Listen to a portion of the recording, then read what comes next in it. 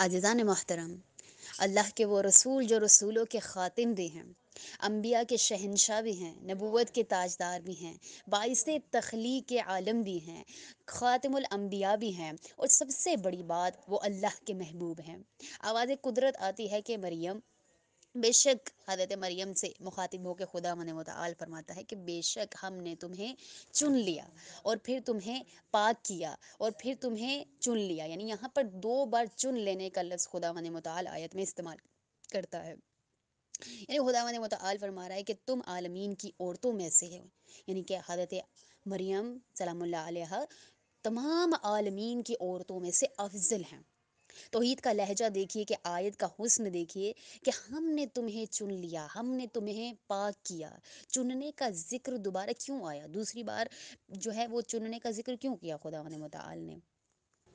اب خدا فرما رہا ہے کہ میں نے تمہیں مستورات میں سے چن لیا، یعنی میں نے پاک کیا تمہیں، اور پھر تمہیں عورتوں، یعنی تمام مستورات یعنی کہ عورتوں میں سے، تمام عالمین کی عورتوں میں سے چن لیا۔ اور چن کر جو ہے اب یہ وہ ہیں حضرت مریم سلام اللہ علیہا کہ جو بطول کہلاتی ہیں، ان کو لقب ملا ہے بطول کا، جیسے کہ حضرت زہرا سلام اللہ علیہا کا لقب بھی بطول ہے اور حضرت مریم کا لقب بھی بطول ہے۔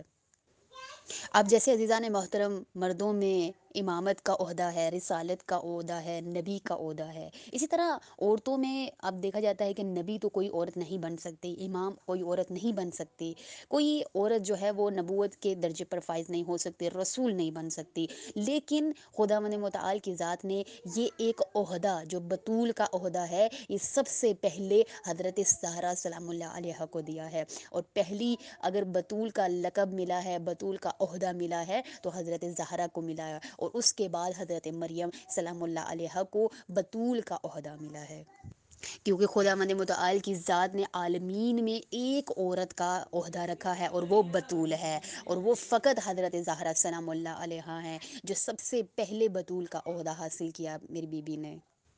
اب عزیزان محترم، بطول سے کیا مراد ہے؟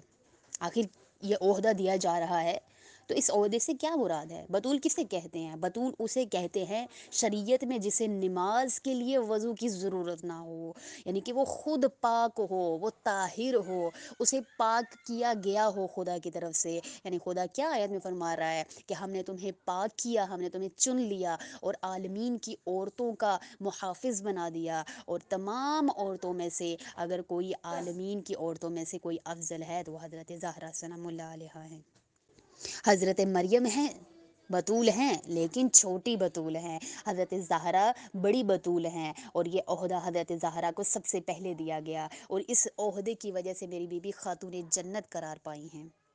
اب ہم دیکھتے ہیں عزیزان محترم کہ حضرت مریم کا ایک بیٹا ہے جو رسول ہیں، نبی ہیں، حضرت عیسیٰ علیہ السلام، اور حضرت زہرا کی 11 بیٹے ہیں جن کو امامت کا عہدہ ملا ہے۔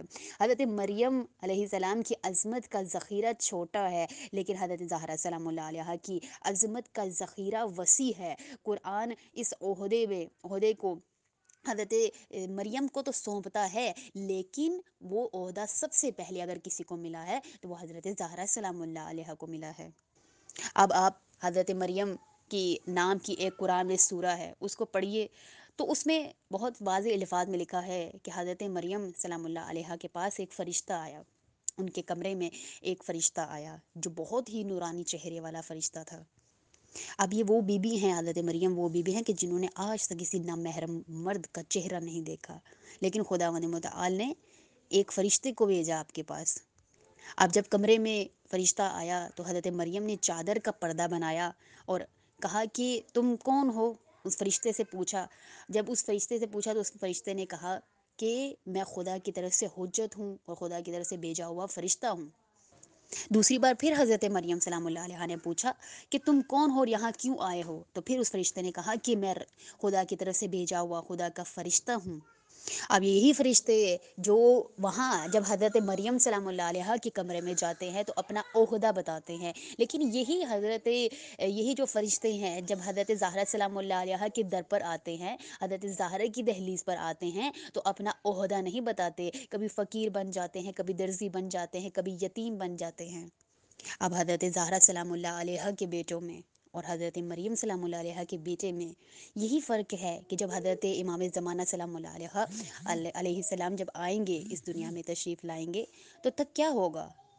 تب یہی ہوگا کہ حضرت عیسیٰ علیہ السلام حضرت امام زمانہ کے پیچھے نماز پڑھیں گے، اور حضرت امام زمانہ کہ جہاں پر قدم مبارک ہوں گے حضرت عیسیٰ علیہ السلام اپنا سر مبارک رکھیں گے۔